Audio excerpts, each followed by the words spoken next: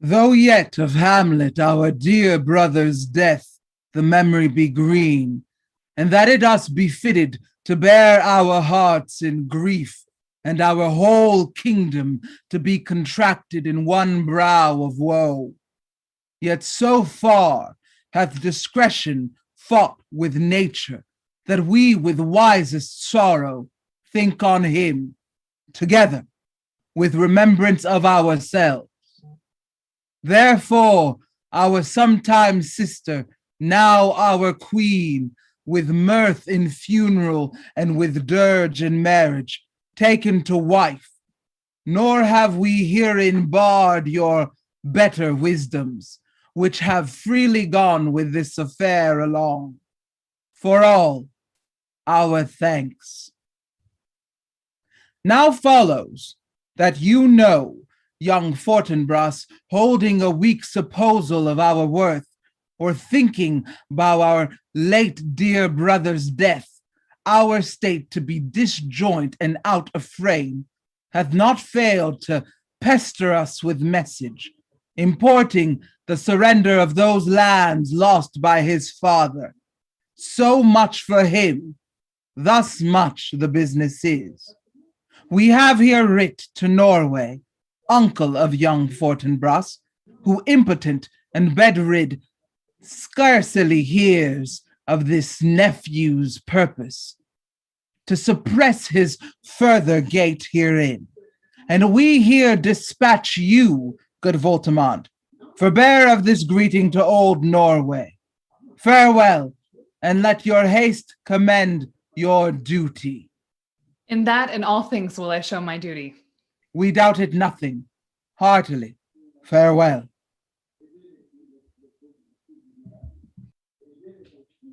And now, Laertes, what's the news with you? You told us of some suit. What is't, Laertes? My dread lord, your leave and favor to return to France, from whence, though willingly, I came to Denmark to show my duty in your coronation, yet now I must confess that, duty done, my thoughts and wishes bend again toward France, and bow them to your gracious leave and pardon. Have you your father's leave? What says Polonius?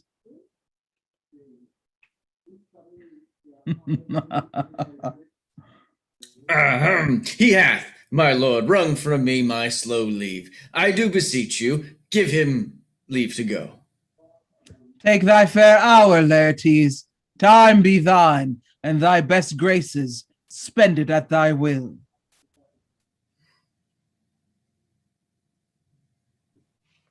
Good Hamlet, cast thy nighted color off, and let thine eye look like a friend on Denmark. 'Tis sweet and commendable in your nature, Hamlet, to give these mourning duties to your father. But you must know, your father lost a father. You are the most immediate to our throne, and with no less nobility of love than that which dearest father bears his son, do I impart toward you. For your intent in going back to school in Wittenberg, it is most retrograde to our desire, and we beseech you, bend you to remain here in the cheer and comfort of our eye, our chiefest courtier, cousin, and our son. Let not thy mother lose her prayers, Hamlet. I pray thee stay with us. Go not to Wittenberg.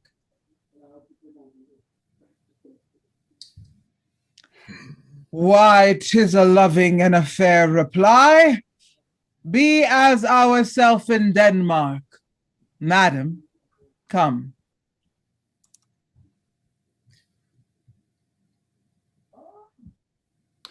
My necessaries are embarked.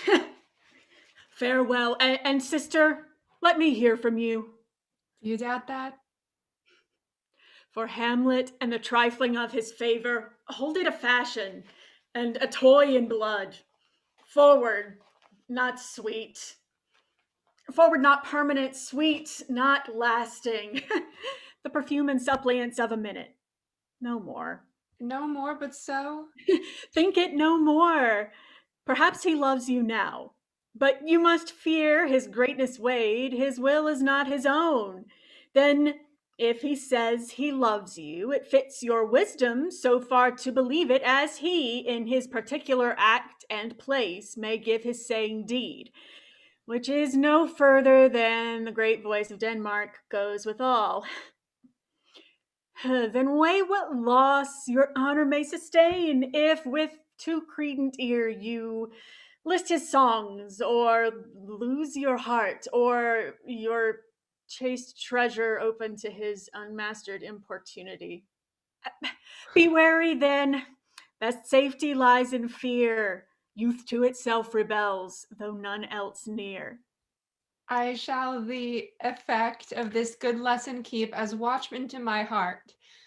But, good my brother, do not, as some ungracious pastors do, show me the steep and thorny way to heaven, whiles like a puffed and reckless libertine himself the primrose path of dalliance treads, and recks not his own reed. Oh, fear me not. I stay too long. But here my father comes. You're muted.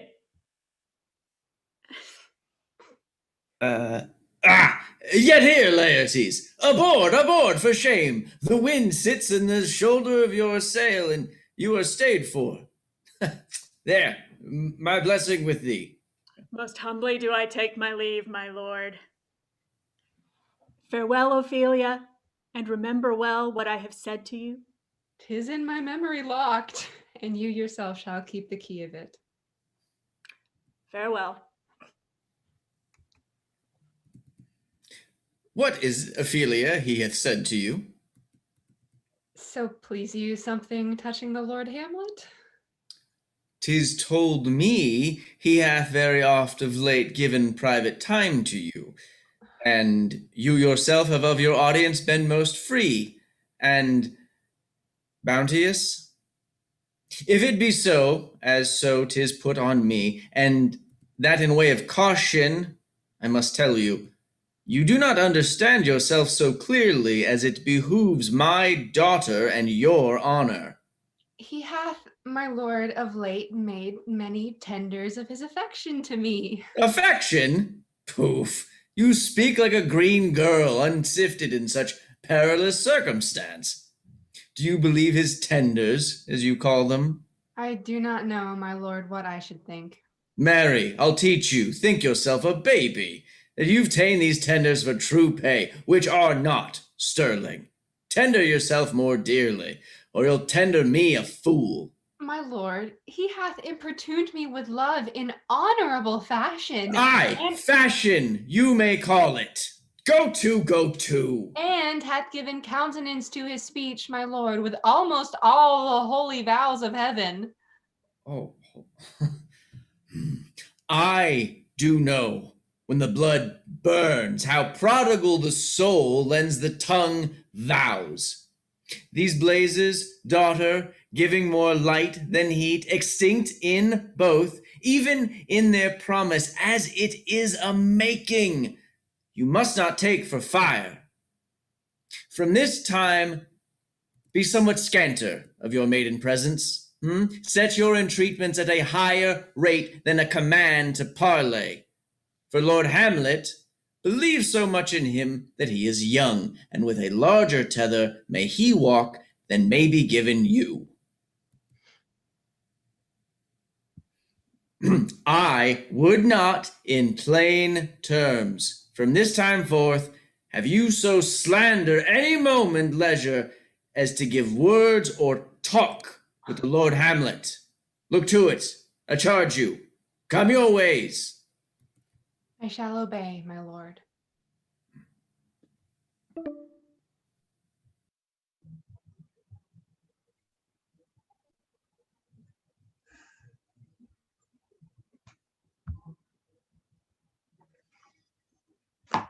something Yes. right Yeah, there. yeah. You got something in your cheek. Oh, can you take it? Right here. Hurry, get it. Yeah, you got it. Oh, Welcome, dear Rosencrantz and Guildenstern. Moreover, that we much did long to see you, the need we have to use you did provoke our hasty sending. Something have you heard of Hamlet's transformation? So call it, sith nor the exterior, nor the inward man resembles that it was, what it should be, more than his father's death, that thus hath put him so much from the understanding of himself, I cannot dream of. Good gentleman, he hath much talked of you, and sure I am 2 men there are not living to whom he more adheres. If it will please you to show us so much gentry and goodwill as to expend your time with us for a while, for the supply and profit of our hope, your visitation shall receive such thanks as fits a king's remembrance. both your majesties might, by the sovereign power you have of us, put your dread pleasures more into command than to entreaty. But we both obey, and here give up ourselves in the full bent to lay our service freely at your feet, to be commanded. Thanks, Rosencrantz and gentle Guildenstern. Thanks, Guildenstern and gentle Rosencrantz. And I beseech you instantly to visit my too much changed son. Go, both of you. Heavens make our presence and our practices pleasant and helpful to him. Aye. Amen.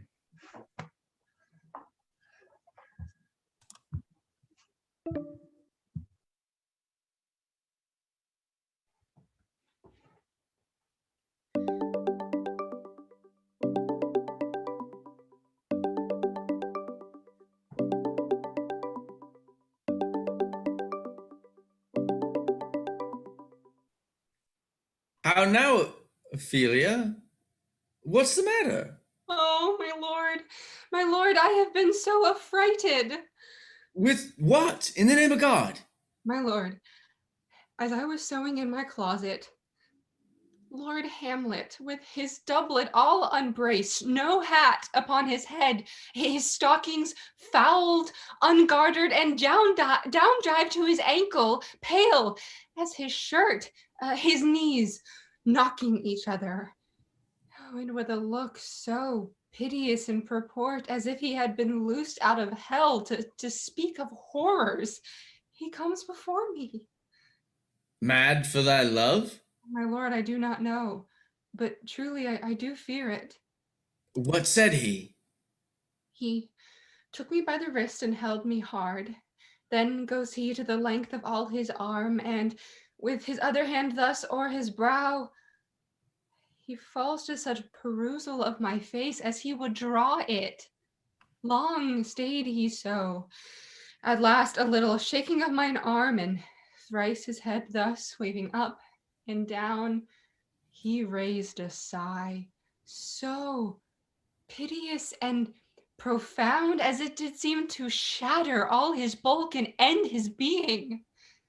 That done, he lets me go, and with his head over his shoulder turned, he seemed to find his way without his eyes, for out a doors he went without their helps, and to the last bended their light on me. Come, go with me. I will go seek the king. This is the very ecstasy of love, whose violent property foredoes itself and leads the will to desperate undertakings, as oft as any passion under heaven that does afflict our natures. I am sorry. What, have you given him any hard words of late? No, my good lord, but as you did command, I did repel his fetters and denied his access to me. That hath made him mad. I am sorry that with better heed and judgment I had not quoted him. I feared he did but trifle and meant to wreck thee. But beshrew my jealousy. By heaven, it is as proper to our age to cast beyond ourselves and our opinions as it is common for the younger sort to lack discretion. Come, go we to the king. This must be known, which, being kept close, might move more grief to hide than hate to utter love.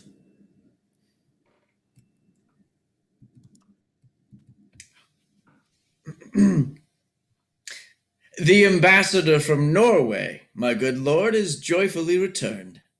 Thou still hast been the father of good news. Have I, my lord? I assure my good liege, I hold my duty as I hold my soul, both to my God and to my gracious king. And I do think, or else this brain of mine hunts not the trail of policy so sure as it hath used to do, that I have found the very cause of Hamlet's lunacy. Oh, speak of that. That do I long to hear. Give first admittance to the ambassador. My news shall be the fruit to that great feast. Thyself do grace to them and bring her in. Welcome, my good friend. Say, Voltimand, what from our brother Norway? Most fair return of greetings and desires. Upon our first, he sent out to suppress his nephew's levies, which to him appeared to be preparation against the Polish. But better looked into, he truly found it was against your highness, whereat grieved that so his sickness, age, and impotence was falsely borne in hand, sends out arrests on Fortinbras, which he, in brief, obeys, receives rebuke from Norway, and, in fine, makes vow before his uncle to never more give the assay of arms against your majesty. Whereon old Norway, overcome with joy, gives him 3,000 crowns in annual fee, and his commission to employ those soldiers so levied as before against the Polish, with an entreaty herein further shown, that it might please you to give quiet pass through your dominions for this enterprise, on such regards of safety and allowance as therein are set down. It likes us well, and at our more considered time will read, answer, and think upon this business.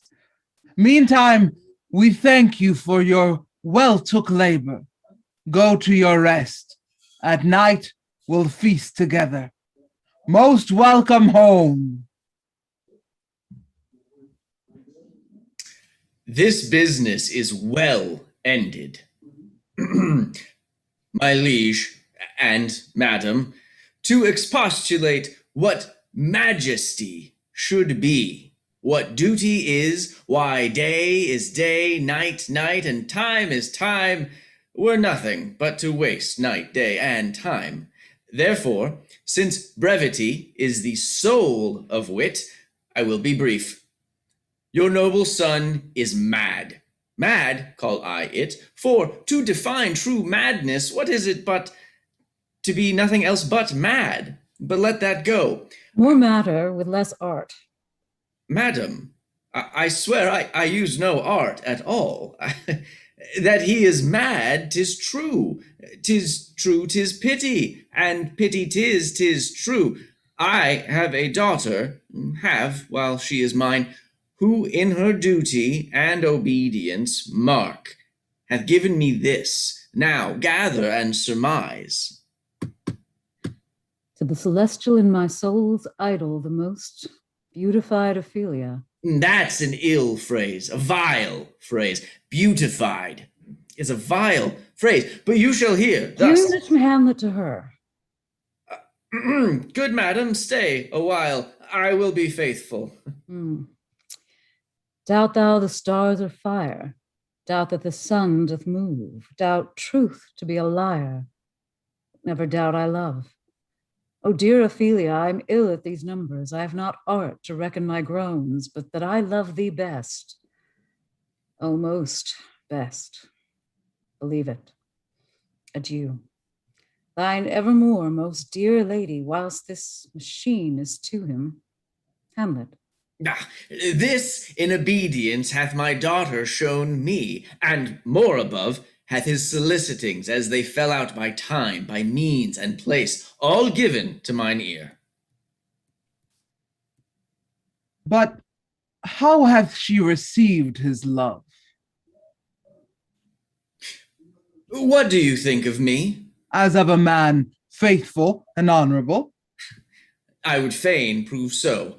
But what might you think when I had seen this hot love on the wing? As I perceived it, I must tell you that, before my daughter told me. What might you think? No, I went round to work, and my young mistress thus I did bespeak. Lord Hamlet is a prince out of thy star. This must not be. And then I prescripts gave her that she should lock herself from his resort, admit no messengers, receive no tokens, which done, she took the fruits of my advice. And he, repulsed, a short to make, fell into a sadness, thence into a fast, thence to a watch, thence into a weakness, thence to a lightness, and then by this declension into the madness wherein he now raves, and all we mourn for. Do you think 'tis this? It may be, very likely. Hath there been such a time, I fain know that I have positively said 'tis so, when it proved otherwise? Not that I know. Take this from this, if this be otherwise. If circumstances lead me, I will find where truth is hid, though it were hid indeed within the center. How may we try it further? You know, sometimes he walks 4 hours together here in the lobby. So he does, indeed. At such a time, I'll loose my daughter to him. Be you and I behind an arras then. Mark the encounter. If he love her not, and be not from his reason fallen thereon, let me be no assistant for a state, but keep a farm and carters. We will try it. But look where sadly the poor wretch comes. Away, I do beseech you both away. God save you, sir.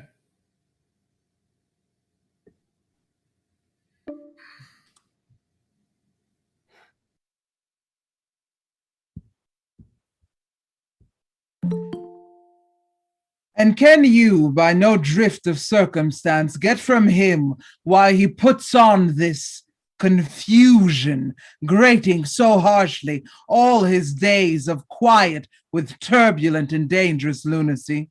He does confess he feels himself distracted, but from what cause he will by no means speak. Nor do we find him forward to be sounded, but with a crafty madness keeps aloof when we would bring him on to some confession of his true state. Did he receive you well? Most like a gentleman, But with much forcing of his disposition. sparing of question, but of our demands most free in his reply. Did you essay him to any pastime? Madam, it so fell out that certain players we o'erwrought on the way. Of these we told him, and there did seem in him a kind of joy to hear of it. They are about the court, and as I think they have already ordered this night to play before him. Is most true, and he beseeched me to entreat your majesties to hear and see the matter. With all my heart, and it doth much content me to hear him so inclined. Good gentlemen, give him a further edge, and drive his purpose on to these delights. We shall, my lord.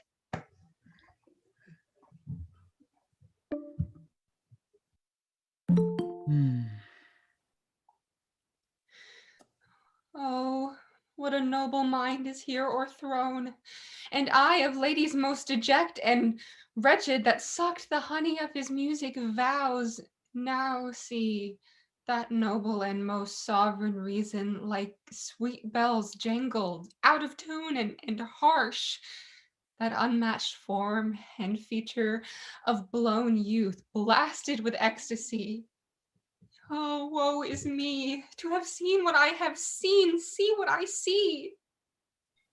Love, his affections do not that way tend, nor what he spake, though it lacked form a little, was not like madness. There's something in his soul o'er which his melancholy sits on brood, and I do doubt the hatch and the disclose will be some danger, which, for to prevent, I have in quick determination thus set it down. He shall, with speed, to England.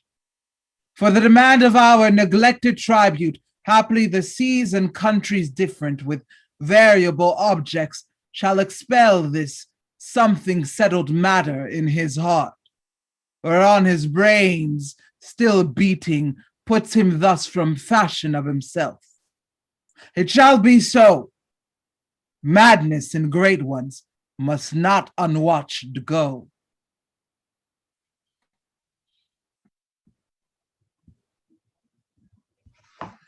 Full 30 times hath Phoebus' cart gone round, Neptune's salt wash and Tellus' orbit ground, and 30 dozen moons with borrowed sheen about the world have times 1230s been, since love our hearts and Hymen did our hands unite, commutal in most sacred bands. So many journeys may the sun and moon make us again counsel ere love be done. But woe is me, you are so sick of late. Oh, so far from cheer and from your former state, that I distrust you. Yet, though I discomfort you, my lord, it nothing must. For women's fear and love holds quantity. It's in neither aught or in extremity. Now, what my love is, proof hath made you know. And as my love is sized, my fear is so. Where love is great, the littlest doubts are fear. Where little fears grow great, great love grows there. Faith, I must leave thee, love, and shortly too. My operant powers their functions leave to do, and thou shalt live in this fair world behind, honored, beloved, and haply one as kind for husband shalt thou. Oh, confound the rest. Such love must needs be treason in my breast. In second husband let me be accursed. None wed the second, but who killed the first. The instances that second marriage move are base respect of thrift, but none of love. A second time I kill my husband dead, when second husband kisses me in bed. I do believe you think what now you speak. But what we do determine, oft we break. Our wills and fates do so contrary run that our devices still are overthrown. Our thoughts are ours, their ends none of our own. So think thou wilt no second husband wed, but die thy thoughts when thy first lord is dead. Nor earth to give me food, nor heaven light, sport and repose lock from me day and night. To desperation turn my trust and hope, in anchor's cheer in prison be my scope. Each opposite that blanks the face of joy meet what I would have well and it destroy. Both here and hence pursue me lasting strife, if, once a widow, ever I be wife. 'Tis deeply sworn. Sweet, leave me here a while. My spirits grow dull, and fain I would beguile the tedious day with sleep. Sleep rock thy brain, and never come mischance between us twain.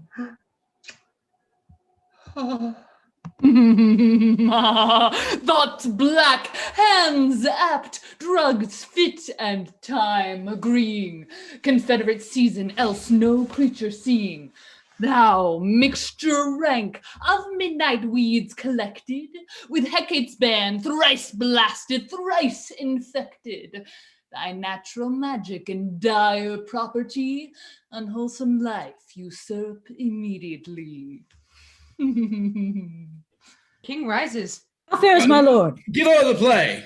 Give me the light, away!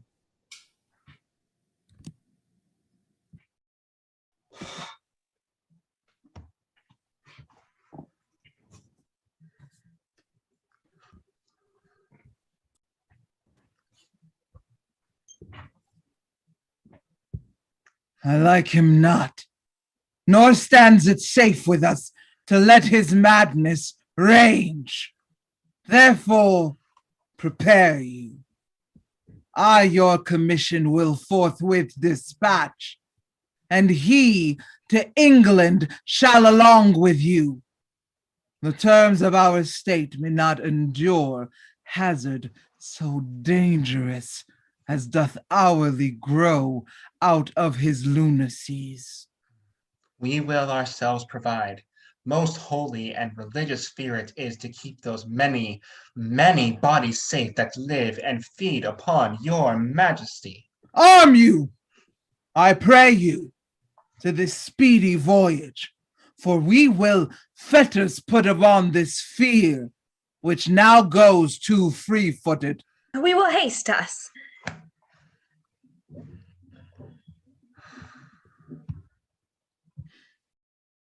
My lord, he's going to his mother's closet. Behind the arras I'll convey myself to hear the process. Fare you well, my liege. I'll call upon you ere you go to bed, and tell you what I know. Thanks, dear my lord.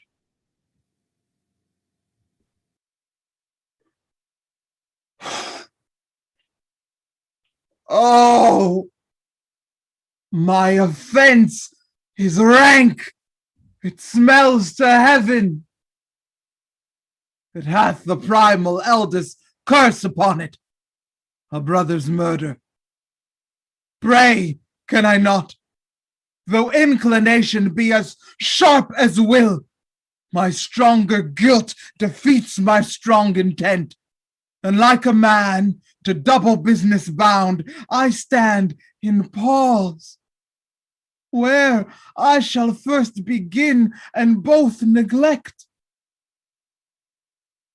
What if this cursed hand were thicker than itself with brother's blood? Is there not rain enough in the sweet heavens to wash it white as snow? Whereto serves mercy but to confront the visage of offense? And what's in prayer but this twofold force, to be forestalled ere we come to fall, or pardoned being down? Then I'll look up. My fault is past. But oh, what form of prayer can serve my turn? Forgive me my foul murder!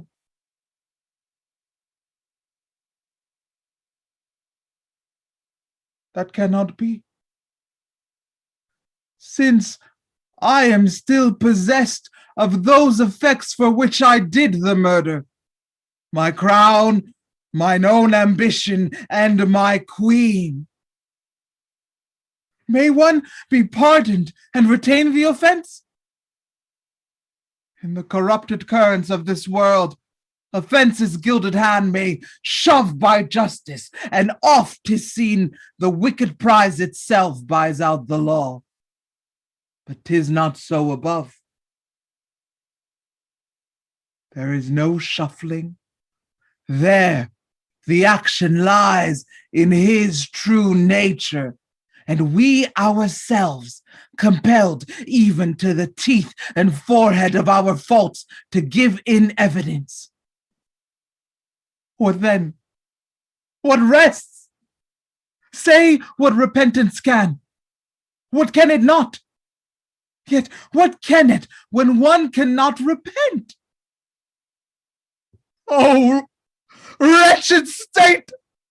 O bosom black as death, O limed soul that struggling to be free art more engaged! Help, angels! Make a say! Bow, stubborn knees! And a heart with strings of steel, be soft as sinews of the newborn babe. All may be well.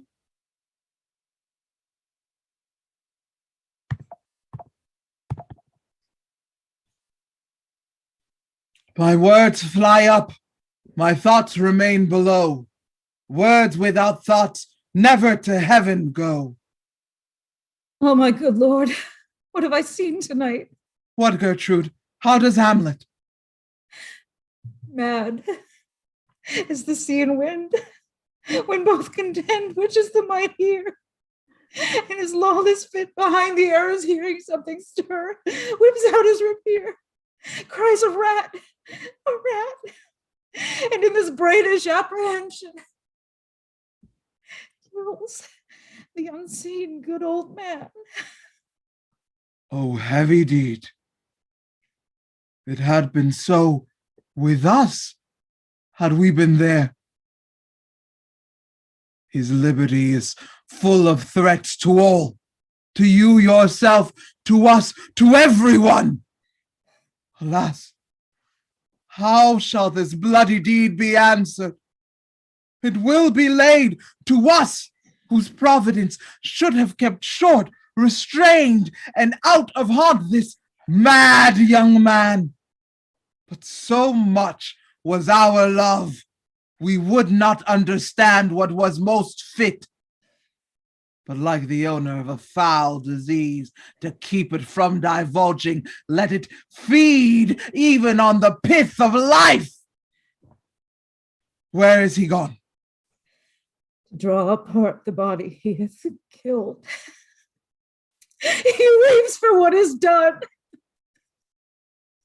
The sun no sooner shall the mountains touch, but we will ship him hence.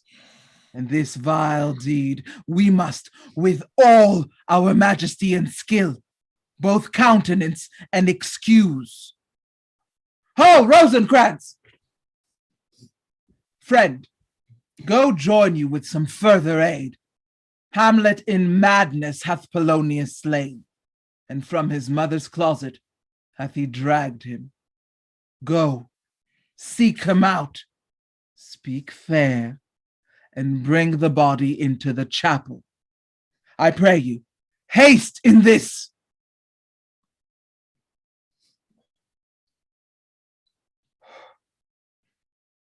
Come, Gertrude. We'll call up our wisest friends and let them know both what we mean to do and what's untimely done. Oh, come away! My soul is full of discord and dismay.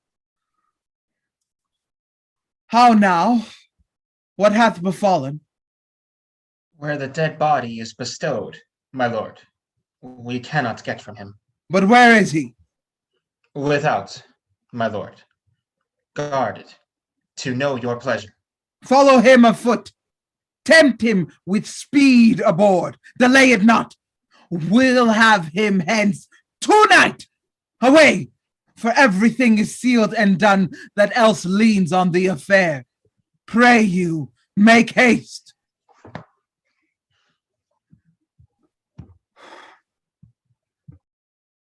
And England, if my love thou hold'st it aught, thou mayest not coldly set our sovereign process, which imports at full by letters congruing to this effect: the present death of Hamlet.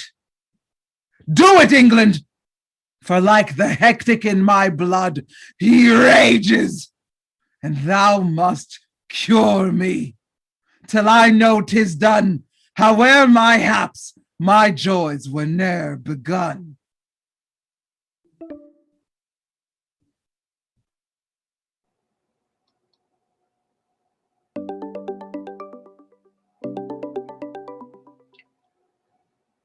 Go, Captain, from me greet the Danish king. Tell him that by his license, Fortinbras craves the conveyance of a promised march over his kingdom. You know the rendezvous. If that his majesty would aught with us, we shall express our duty in his eye, and let him know so. I will do it, my lord. Go, softly on.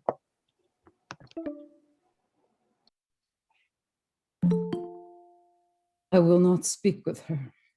She's importunate, indeed distract. Her mood will needs be pitied. What would she have? She speaks much of her father, says she hears there's tricks in the world, and hymns, and beats her heart, spawns enviously at straws, speaks things in doubt that carry but half sense. Her speech is nothing.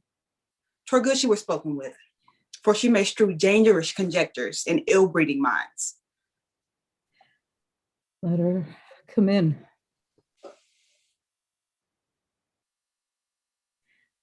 To my sick soul, as sin's true nature is, each toy seems prologue to some great amiss. So full of artless jealousy is guilt, it spills itself in fearing to be spilled. Where is the beauteous majesty of Denmark? How now, Ophelia? Alas, sweet lady, what imports this song?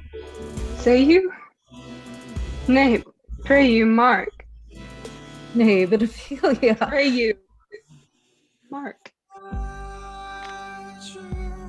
Alas, look here, my lord.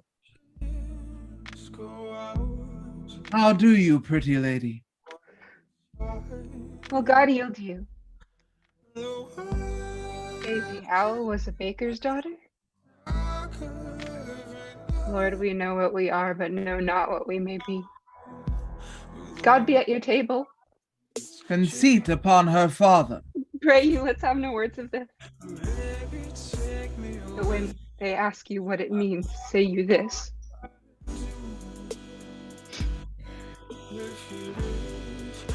Pretty Ophelia. Indeed. Law, without an oath, I'll make an end on it.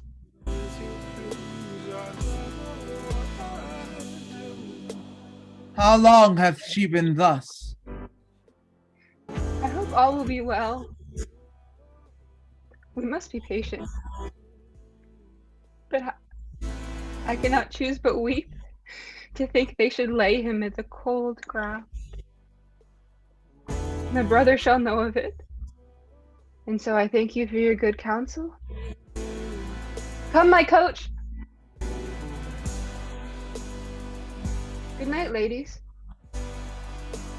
Good night, sweet ladies. Good night. Good night. Follow her close. Give her good watch, I pray you.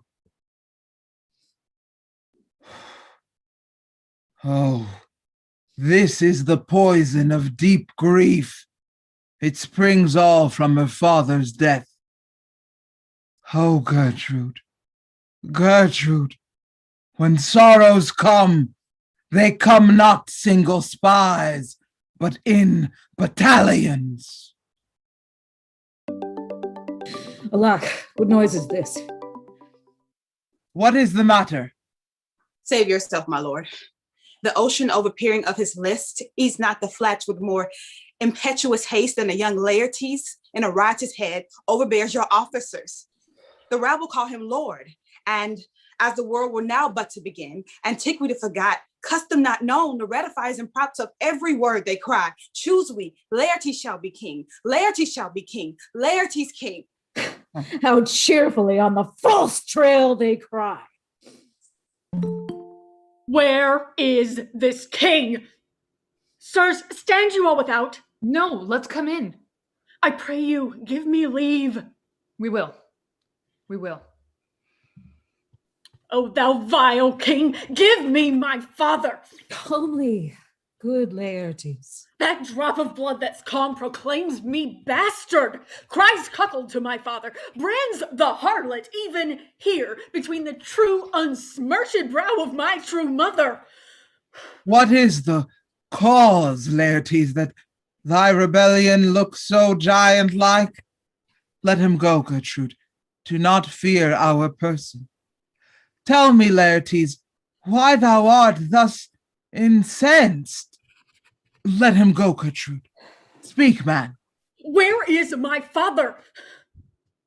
Dead. Not by him. Let him demand his fill. How came he dead? I'll not be juggled with. To hell allegiance, vows to the blackest devil, conscience and grace to the profoundest pit. I dare damnation. To this point I stand, that both the worlds I give to negligence. Let come what comes, only I'll be revenged most thoroughly for my father. Who shall stay you? My will, not all the world. And for my means, I'll husband them so well they shall go far with little. Good Laertes, if you desire to know the certainty of your dear father's death, is written your revenge that you will draw both friend and foe, winner and loser? None but his enemies. Will you know them then? To his good friends, thus wide I'll ope my arms, and like the kind life-rendering pelican, repast them with my blood. Why, now you speak like a good child and a true gentleman. That I am guiltless of your father's death, and am most sensible in grief for it. It shall as level to your judgment peer as day does to your eye.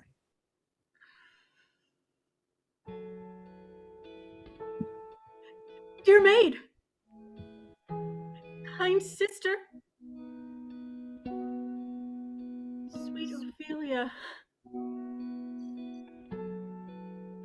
Oh heavens, is it possible a young maid's wits should be as moral as an old man's life? Nature is fine in love, and where 'tis fine, it sends some precious instance of itself after the thing it loved. Fare you well, my dove. Hadst thou thy wits, and didst persuade revenge, it could not move thus. Oh, how the wheel becomes it. It is the false steward that stole his master's daughter. This nothing's more than matter. There's rosemary, that's for remembrance. Pray, love, remember. And there is pansies, that's for thoughts.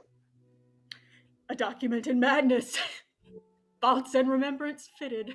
There's fennel for you, and columbines. There's rue for you, and here's some for me. We may call it herb grass a Sundays. Oh, you must wear your rue with a difference. There's a daisy. I would give you some violets, but they withered all when my father died. They say he made a good end.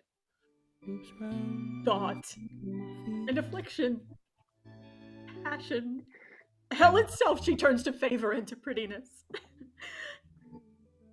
And will he not come again? No. No, he is dead. He never will come again. He is gone. He is gone. God have mercy on his soul. And of all Christian souls, I pray God.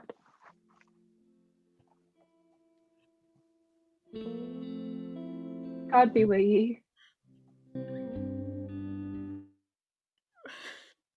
Do you see this, oh God? Laertes, I must commune with your grief, or you deny me right. Go but apart, make choice of whom your wisest friends you will, and they shall hear and judge twixt you and me.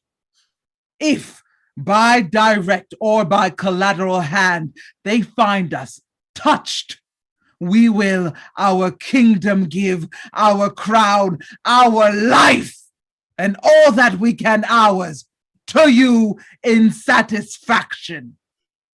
But if not, be you content to lend your patience to us, and we shall jointly labor with your soul to give it due content. Oh, let this be so. His means of death,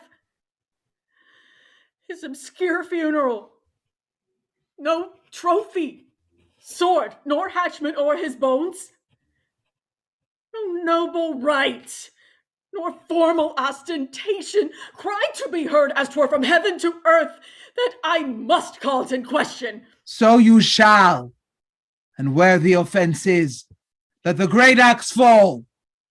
I pray you, go with me.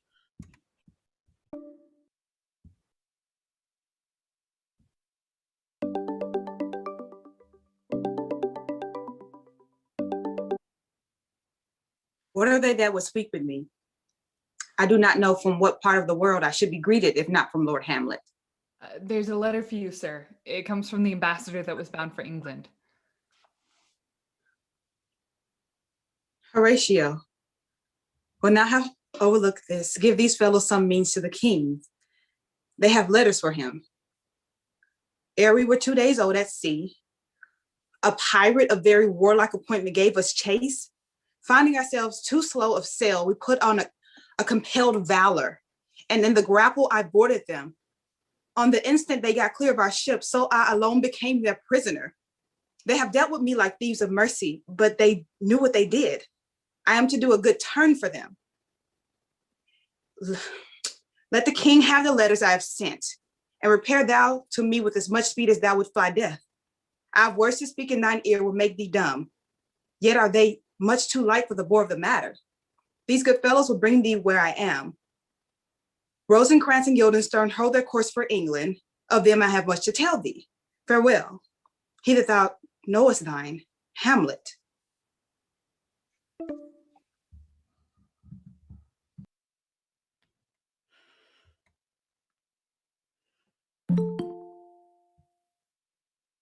Now must your conscience my acquittance seal, and you must put me in your heart for friend.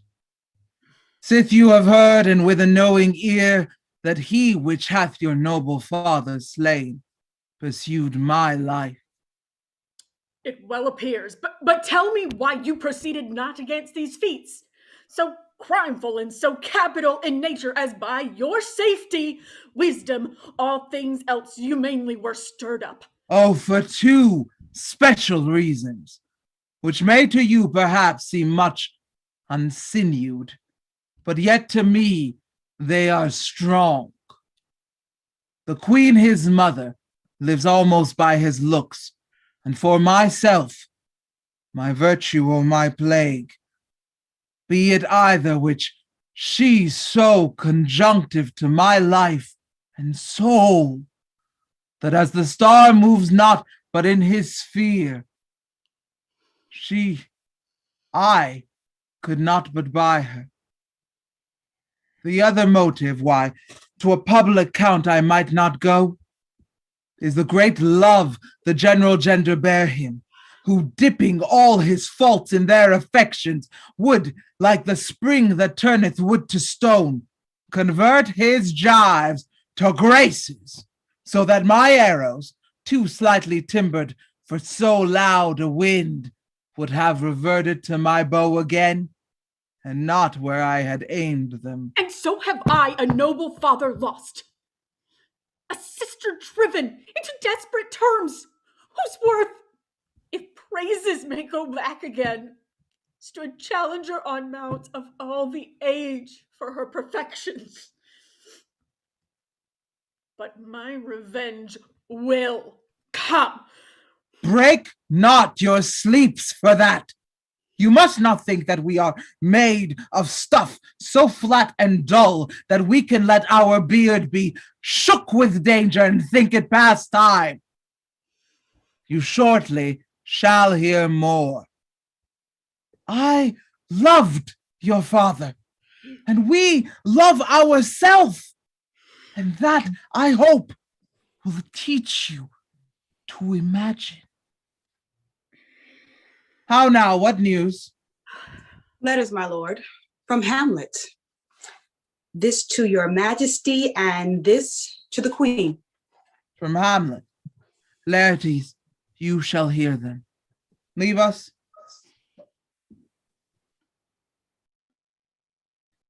High and mighty, you shall know I am set naked on your kingdom. Tomorrow shall I beg leave to see your kingly eyes, when I shall, first asking your pardon thereunto, recount the occasion of my sudden and more strange return. Hamlet, what should this mean?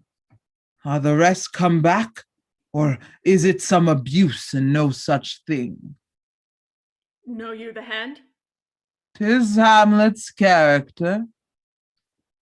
Can you advise me? I'm lost in it, my lord. But let him come. It warms the very sickness in my heart that I shall live and tell him to his teeth. Thus didst thou. If it be so, Laertes, as how should it be so? How otherwise? Will you be ruled by me? Aye, my lord, so you will not o'errule me to a peace. To thine own peace.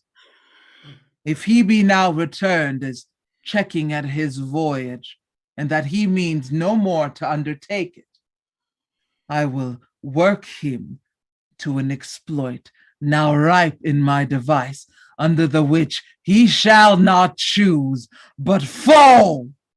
And for his death no wind of blame shall breathe, but even his mother shall uncharge the practice and call it accident. My lord, I will be ruled. The rather if you could devise it so that I might be the organ. It falls right. Now, out of this. What out of this, my lord? Laertes, was your father dear to you, or are you like the painting of a sorrow, a face without a heart? Why ask you this? Not that I think you did not love your father, but that I know that love is begun by time, and that I see in passages of proof time qualifies the spark and fire of it. But to the quick of the ulcer, Hamlet comes back. What would you undertake to show yourself your father's son, indeed more than in words? To cut his throat in the church! No place indeed should murder sanctuarize. Revenge should have no bounds. But good Laertes, will you do this? Keep close within your chamber. Hamlet returned shall know you are come home. Will put on those shall praise your excellence and wager on your heads. He, being remiss, will not peruse the foils, so that with ease, or with a little shuffling, you may choose a sword and bait it, and in a passive practice, requite him for your father. I will do it. And for that purpose, I'll anoint my sword. I bought an unction of a mountebank so mortal that but dip a knife in it, where it draws blood, no cataplasm, so rare, collected from all simples that have virtue, under the moon can save the thing from death that is but touched withal. I'll touch my point with this contagion, that If I gall him slightly, it may be death. Let's further think of this. Weigh what convenience both of time and means may fit us to our shape. If this should fail, and that our drift look through our bad performance, 'twere better not essayed. Therefore this project should have a back or second that might hold if this should blast in proof. Soft, let me see. When in your motion you are hot and dry, as make your bouts more violent to that end, and that he calls for drink, I'll have prepared him a chalice for the nonce, whereon but sipping, if he by chance escape your venom stuck, our purpose may hold there. How now, sweet queen? One woe doth tread upon another's heel, so fast they follow. Your sister's drowned, Laertes. Drowned? Oh. Where? There is a willow, grows aslant a brook that shows his hoar leaves in the glassy stream. There with fantastic garlands did she come, crowflowers, nettles, daisies, and long purples. There on the pendant boughs her coronet weeds clamoring to hang, an envious sliver broke. And down her weedy trophies and herself fell in the weeping brook. Her clothes spread wide, and mermaid-like while they bore her up, which time she chanted snatches of old tunes as one incapable of her own distress, or like a creature native and endued into that element. But long it could not be, till that her garments, heavy with their drink, pulled the poor wretch from her melodious lay to muddy death.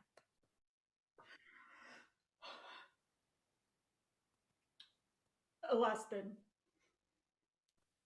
she is drowned. Drowned. Drowned.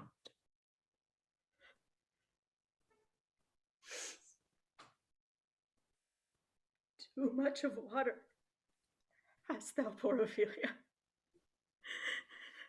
And so I forbid my tears. Yet it is our trick.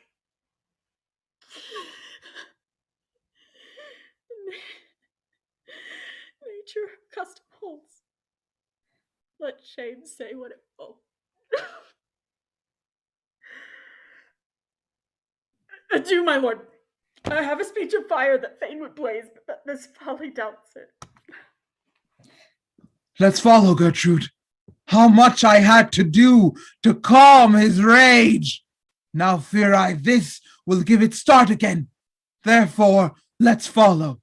I pray you, wait upon him.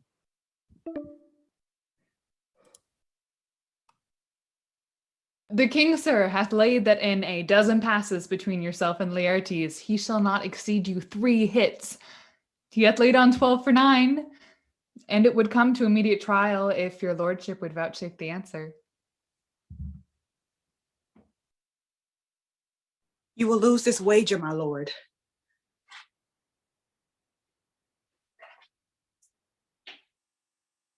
Come, Hamlet, come, and take this hand from me. Give them the foils, Vaudemont. Cousin Hamlet, you know the wager? Set me the stoups of wine upon that table.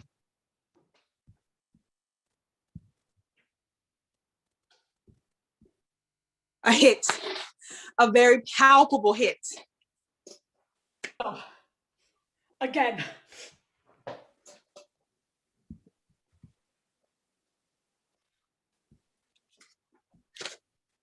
Stay, give me drink, Hamlet.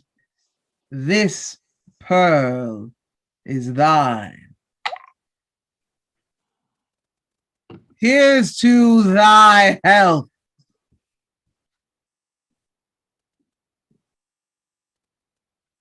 Our son shall win.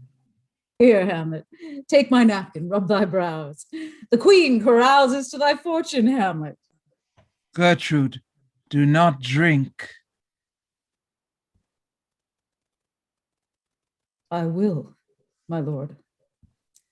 I pray you, pardon me.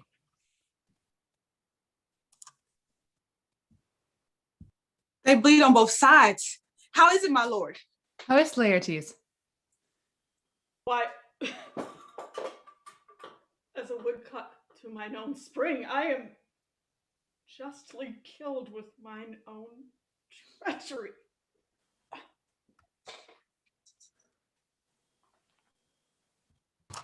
Look to the queen there! Oh! She swoons to see them bleed. No, the drink. Oh, my dear Hamlet, the drink. I am poisoned.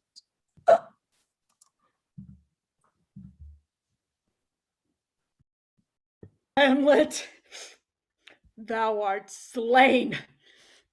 No medicine in the world can do thee good. The treacherous instrument is in thy hand, unbaited and envenomed. The foul practice hath turned itself on me. Lo, here I lie, never to rise again. Thy mother's poisoned. I can no more. The king's to blame. Treason! Oh, yet defend me, friends. I am but hurt. Oh, my dear Hamlet. Hamlet! Hamlet. Hamlet. Now cracks a noble heart. Good night, sweet prince. And flights of angels sing thee to thy rest. Why does the drum come hither? Where is this sight? What is it you would see if out of woe wonder sees your search? This quarry cries on havoc. O proud death, what feast is toward in thine eternal cell, that so many princes at a shot so bloodily hast struck? The sight is dismal, and our affairs from England come too late. The years are senseless that should give us hearing to tell him his commandment is fulfilled, that Rosencrantz and Guildenstern are dead. Where should we have our thanks? Not from his mouth had it the ability of life to thank you. He never gave commandment for the death. But since so jump upon this bloody question, you from the Polish wars and you from England are here arrived, give orders that these bodies high on the stage be placed to the view. And let me speak to the yet unknown world how these things came about. So shall you hear of cardinal, bloody, and unnatural acts, of accidental judgments, casual slaughters, of death put on by cunning and forced cause, and then this upshot, purposes mistook, fall on the inventor's head. All this can I truly deliver. Let us haste to hear it, and call the noblest to the audience. For me, with sorrow I embrace my fortune. I have some rights of memory in this kingdom, which now to claim my vantage doth invite me. Let 4 captains bear Hamlet like a soldier to the stage, for he was likely, had he been put on, to have proved most royally. and for his passage the soldiers' music and rites of war speak loudly for him. Take up the bodies. Such a sight as this becomes the field, but here shows much amiss. Go, bid the soldiers shoot.